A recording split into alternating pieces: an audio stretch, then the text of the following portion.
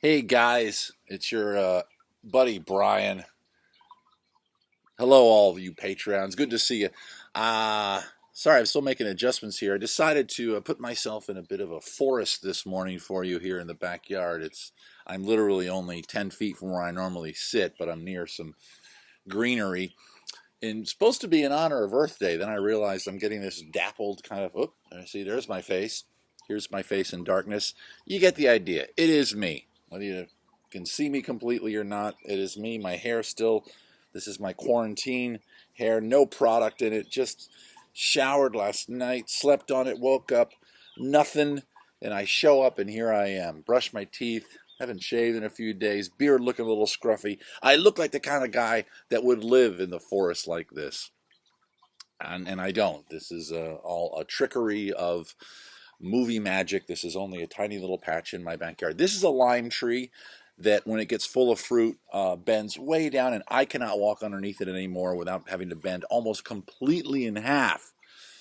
So whenever I have to go over there to clean up dog poop or any other household thing, I get stabbed because it turns out citrus trees have thorns. At least this one does. Uh just good morning to you, everybody. Don't have the goofy mug this morning. We have a mug that says Santa Monica on it. City, as you know, on the coast here in the Southern California area. Wasn't sure I was going to do a video this morning because I'm going to do, of course, another video tomorrow. And so get your votes in if you haven't voted yet over on the Does It Juggle. That's something I want to start doing. I hope it's going to be a lot of fun. Hope I don't break a lot of stuff, and I hope I don't injure myself. I don't think I'll do either. I think it should be a lot of fun. I noticed I don't have the page up right now on which thing is winning, and I'm not sure if you can vote multiple times. I didn't set it up either way on the post, so have at. I don't care. Go if you can vote more than once, do it. I think Patreon probably is going to make it so you can't, but if you can, go nuts. I have no problem at all with that. But today is Earth Day. And it's a weird Earth Day in that we can all go out in nature today, obviously staying 6 feet apart, 10 feet apart. Wear your mask if you live in California. I'm not sure what the law is where you guys are, but we're supposed to. Which is interesting because I haven't heard yet anybody getting the ticket. You can get a little misdemeanor, it's just sort of a jaywalking ticket if you're caught kind of out in public without wearing a mask. I see it all the time, though. Not in stores and stuff. We go to the market like once or 2 or 3 times a week now, and everybody's got the mask on, everybody's doing the job. And it's strangely weird because even though it's a weird time, whenever I go to the market and come back, I always feel pretty good about it. I always feel like I'm part of a solution. I feel like we're all in this together. Everybody's got their mask on. The process is working fine. The shelves are mostly restocked. There's no shortages really anymore here in California. Boy, that was a scary time with the toilet paper shortage. I clenched my butt for half a month. I just held it. Gross. Let's move on. But I did. Uh, but now everything's fine. So it is kind of fun to go out to the market now and feel like you're kind of part of a solution rather than a problem. I know I digressed there. Like sometimes I digress. Sometimes I digress so hard, guys. I forget where I was. Oh, right. Earth Day. Going out. Can we go out? Yeah, you can go out in nature. A lot of parks and things are closed because they just don't want people congregating. So don't congregate. But I'm going to walk the dog later. That'll be fun, and I came out to do the video just now here in the nice environment. I'm lucky in that I live in a neighborhood in Los Angeles, which is kind of looks like the suburbs. When you land at LAX and you know where to look, and I of course do, just northeast of downtown, northwest of downtown, I'm not sure. You'll see this little dark patch that doesn't have a lot of light bleed, a lot of light pollution. You've all seen the famous shots of LA from the hills, from the mountains. It's a classic and inspiration point up with your girlfriend and looking at the beautiful valleys. Mostly it's the San Fernando Valley, the other side of the hill, but of course it's also LA. I live in this one little sort of oblong-shaped area framed by some highways and major city streets that has like no light pollution because we're like a suburb over here. I can't get over how bad the lighting and my hair looks. I might delete this video. If you're watching this, it's because I went to heck with it. They can hear me. They know it's me. There's my eyes. Okay. I guess we're looking okay. It's just that, oh, see, now you can see me. Maybe the whole video I should just do like this, but that would be weird. I don't like people that are doing, a lot of streamers are these days come in and go, hey, how's it going? I'm streaming from my house. No, I'm going to back up. Let you see my torso and my shoulders. So Earth Day, get out in the world and see what's going on. Is the Earth, a lot of people theorize the Earth is a sort of a living being that has an ebb and a flow to it, and almost like its own little entity kind of thing. Understand what I'm saying? I understand that Earth is a collection, and it is a biome, if I'm using the word right, of all the various aspects of nature, of water, air, carbon, animals, farting, eating, pooping, all together, and how it all affects each other. But then there's that, taking it one step further, where the Earth itself has a sentience, I guess I'm not sure if I'm using the word right, sentience, a soul, for lack of a better word, intelligence, and all those things I just mentioned, the animals and the water and the fish and the farting and the poop and the eating and the carnivores and the mice and the pineapples falling out of the tree and hitting a tourist as he walks. I know pineapples don't grow in high trees. I know that. As I started down that road, I knew that you guys were getting ready to correct me. Pineapples grow on trees which are very close to the ground. They don't fall out of trees. Coconuts do. I guess that counts as a digression.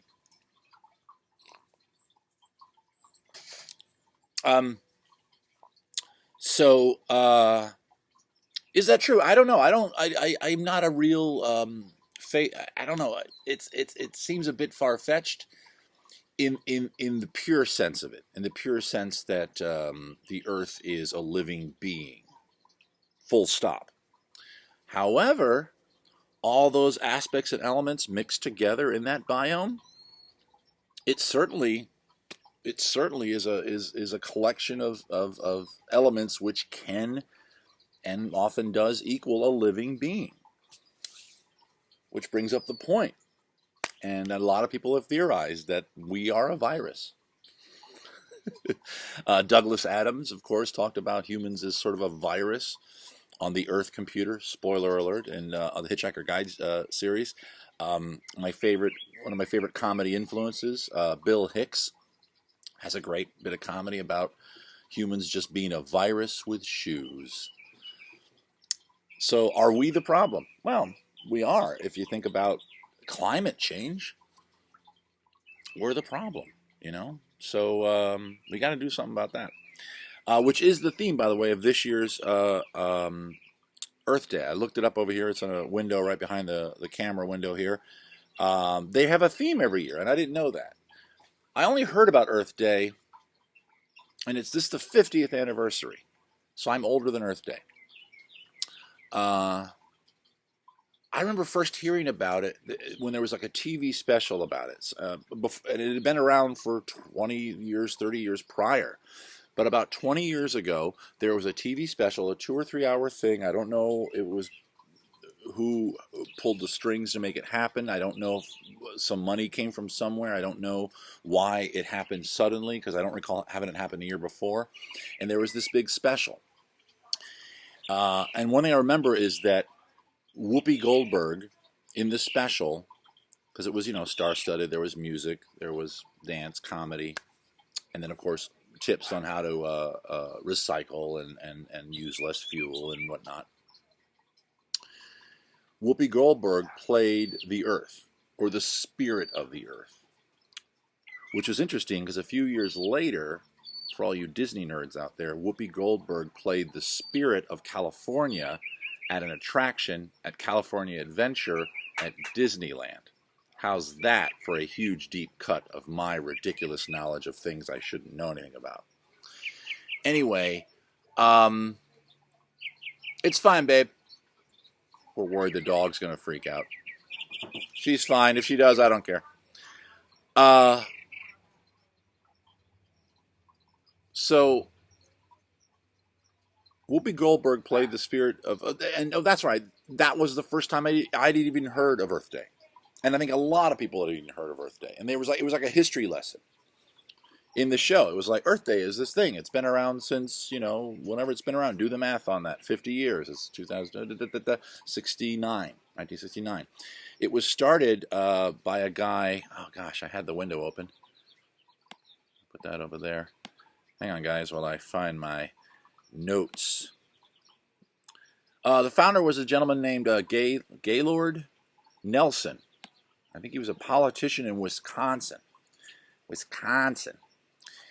And he started the day to focus on the environment after Nelson, a then U.S. Senator from Wisconsin, witnessed the ravages of a massive oil spill in Santa Barbara, California, which happened in 1969. A lot of people don't know this. Santa Barbara is a beautiful city just up the coast here, and it does have oil derricks out there in the ocean. Hope you guys can hear me. A gardening tool just started 2 or 3 doors over. The houses here are kind of stuck together a little close.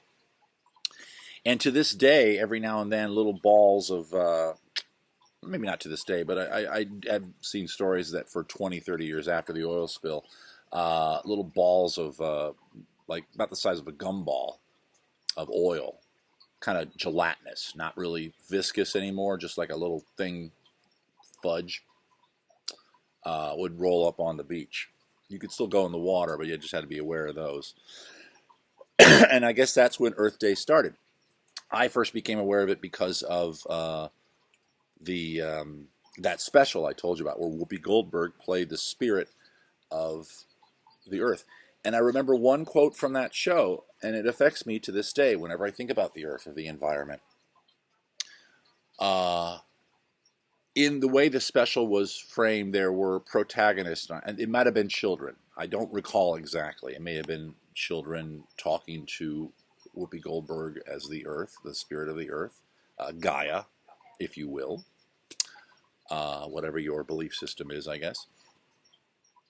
And they were asking her about Earth Day and about how it can help. And she says, well, it'll help because it'll raise awareness of this and that. And every year it does a little bit.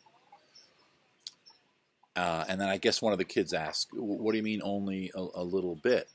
Why would people lose interest in this very important subject of the environment and the Earth? What happened that made people forget? And the response was great. Whoopi Goldberg responded, what happened?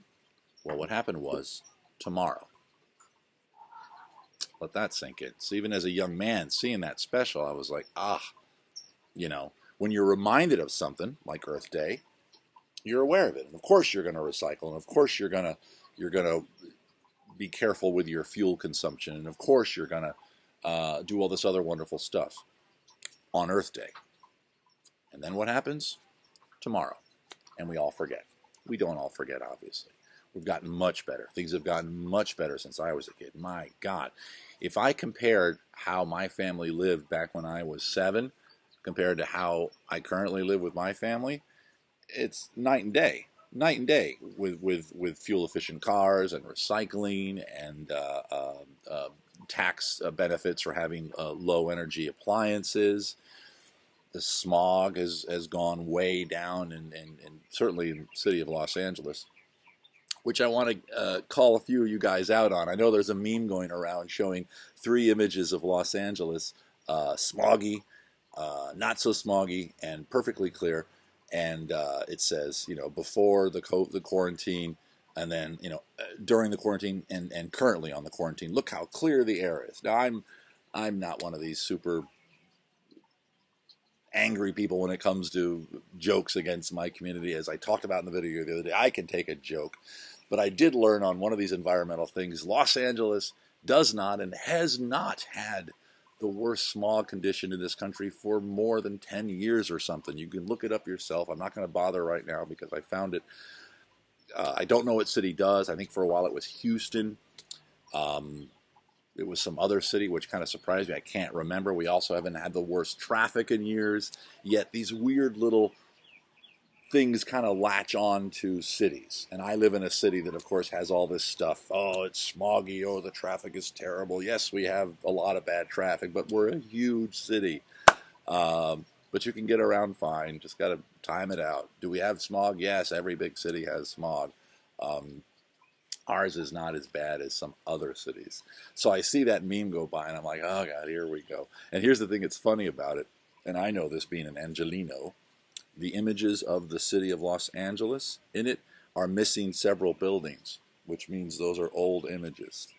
So they're not even current images. I could show you the sky right now. It's beautifully blue. It's unbelievably gorgeous. But hey, who cares? I digressed again.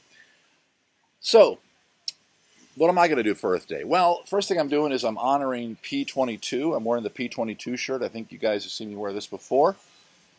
For those of you that don't know the story of P22, you can look it up. Make sure you look up P22 Panther, because we just found out this morning that there is actually a gun called a P22. Who knew? So go check out P22 the Panther, the mountain lion. It was this really cool study. They were trying to prove that mountain lions had started coming back to Southern California. Of course, they used to be all over the continent, but then the virus came with shoes and blue shirts, poorly lit virus. You know, I'm just going to make my hair goofy. I can't. I'm looking at the horrible lighting and I'm noticing the hair. You guys won't mind if I just decide to make it the worst it can be. Well, I'm not sure if that worked. All right, I shouldn't have started. Sorry. All right. The study was this. They wanted visual evidence that that mountain lions, I keep saying panthers, because there's like a debate on which term you should use, had moved this far south, had gotten back into the LA area proper. They knew that they had been pushed by development and the virus with shoes, up the coast, and they still existed up in the Sierra Nevada mountains, the mountains that are kind of between the Bay Area and Reno, the mountains that are where the Donner Party all ate each other. That's the Sierras. And there's a beer named after it now. So there you go. That was a good digression, right? Somehow the Donner Party ended up in a conversation about mountain lions.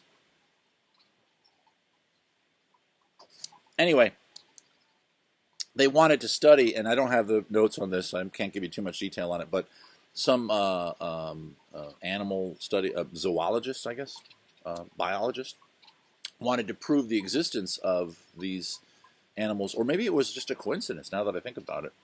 Whatever, they did prove it. What they did was they set up a camera in Griffith Park. Griffith Park, for those of you that don't know, is the big kind of centralized park here in Los Angeles. Unlike Central Park in New York, big flat park with lots of areas to walk around and big open vistas and what have you. You can pretty much explore the entire park.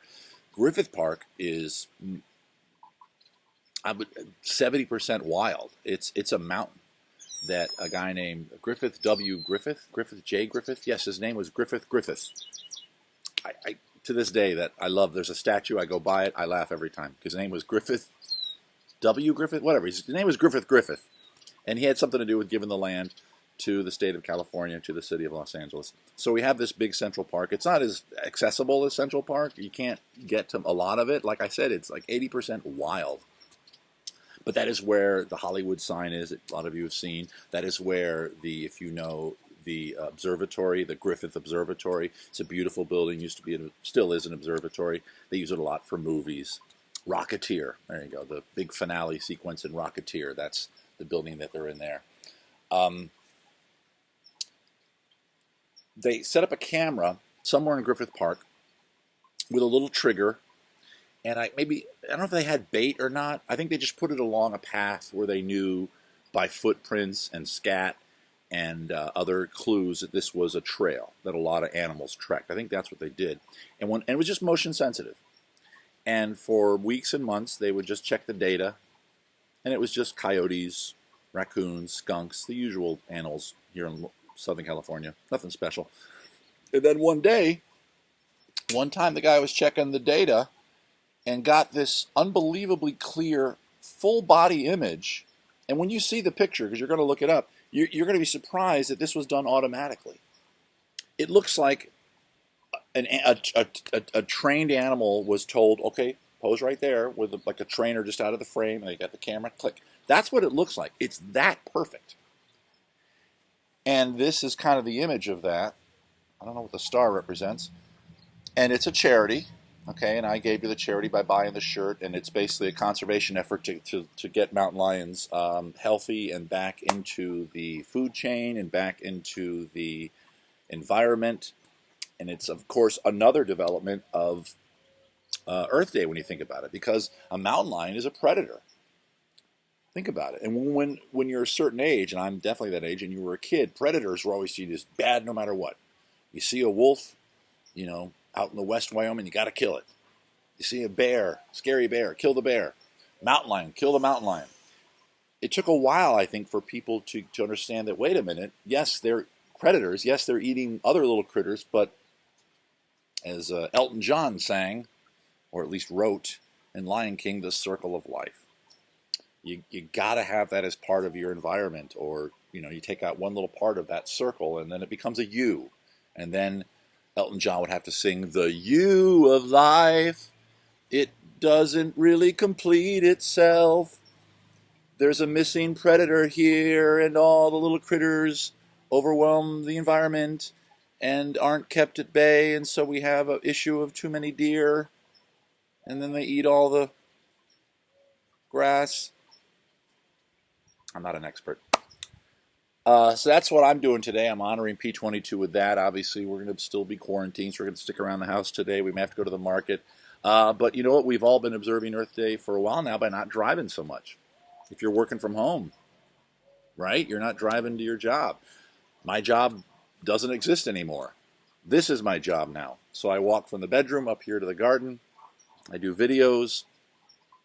That's how I'm doing it. We're doing the shop, which is right behind you. Don't look. It's not really behind you. It's behind the camera that's filming me as I talk to you, you crazy, crazy people. So Earth Day, founded 50 years ago. This year's theme is climate action. It's an enormous challenge, of course. We should all do what we can to try to lessen the amount of carbon we put in the environment. I did watch a documentary last week that was vacillated between incredibly sad and depressing to joyous and hopeful. It's a great one. You can look it up. I forgot what it's called. I do apologize. It was a very clear, concise, scientific representation of what carbon means. And what I think it was trying to do was change the entire debate to not even be about climate. Don't even use the word climate anymore. Call it the carbon crisis. Maybe people will understand it a little more. What I mean about good and bad was it would talk about a bad thing. For example, permafrost is melting at an alarming rate, which, of course, that soil that has been frozen for, I don't know, 1 million years, 10,000 years, whatever. And it's dead animals, of course, as all soils are to some degree. It's biology that is broken down, whether it's plants or animals or what have you, and it gets compressed into the soil, and it becomes the soil that we use. Okay, great. The permafrost, of course, was holding millions of metric tons of carbon frozen in like a jar up there in Alaska, up there in the Arctic Circle. And this guy in the documentary showed how it's melting, and as it melts, of course, it releases it. So you're opening the jar, and the carbon's coming out, and they have no idea what to do about that. They can't stop that. You can't go up there, and it's not like you can take cars off the road. And that was one of the scarier things, because we as humans, we don't really have a plan for that. There is a plan for using more fuel-efficient cars. There is a plan for getting your energy from other sources. Here in California, I think we just got over, and this was a good thing in the documentary, and yes, that's a digression. I think California, don't quote me on the number, look it up yourself, but I know this may not be the exact number. We now get something like 25 to 30% of our household energy from renewable sources.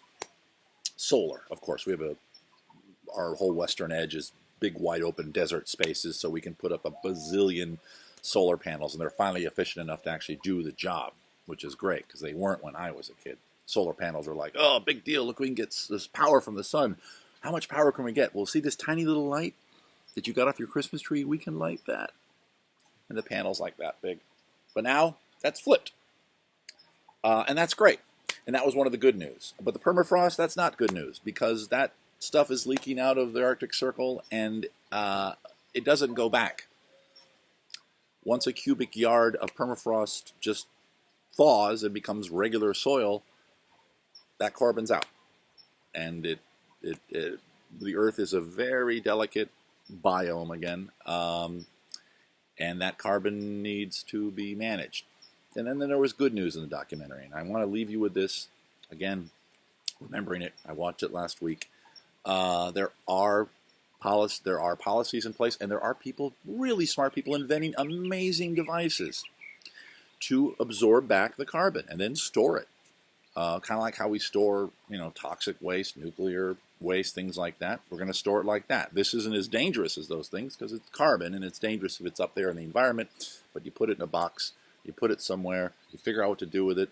Some people have figured out they can put it in building materials and stuff and then build stuff with it. But of course, that's a problem because eventually the thing you build with it might get torn down, urban renewal, and then there it goes again. So there's some tricks to it, and they're still working that out. But there's these really smart people that have learned how to absorb it back in. This is one process that does it through the ocean, because apparently the ocean absorbs some of the carbon, and they are able to get it out of the water. This other device which just breathes it in, just giant fans, which you could put anywhere, because carbon is here right now. You can't see it in the frame, but it's around my head right now. I'm breathing it in. You're breathing it in right now. It's there. Big giant fan sucks it in. Excuse me, carbon, and then was able to store it somehow. And that was the good news. So this documentary had both, and I watched it, like I said, last week. Maybe it's going to air again today. Look for it. I don't know what it's called. Documentary about carbon. It ended with a very smart person saying, there's a line you cross, and it showed a graph, which was terrifying, of us getting near a line. And he said, now if we get over that line, it's bad. It doesn't mean we can't get below that line again and get us back to a society that can manage its carbon better. Boy, it's going to be tough. But he did say things are looking good. The science is looking good. As long as it gets funding, as long as smart people take the wheel, as long as we're careful, as long as we conserve and let our mountain lions come back and do their thing, as long as we hang out in the trees sometime and plant more of these, as long as we are careful and don't drive around. So if anything positive comes out of being quarantined for 3 months, other than, of course, saving lives, plenty of positive there, maybe there's an extra added bonus in that we're giving the Earth a little time out and going, you know what, maybe let's not drive. Maybe let's not burn so much carbon right now. Maybe let's just be cool for a while. And I'll leave you guys with that. I hope you enjoyed today's video. I'm sorry about, I'm just noticing right now, literally right now, my face is finally in one basic neutral light. See if I'll put my eyes in the bright. That's frightening. What if I talk to you like this the whole time? So, welcome, Fob. Obviously, today is Wednesday. I'll see you guys all at Beer and Songs. I've already had a few requests. Be good to yourselves. Don't drive your car today if you don't have to.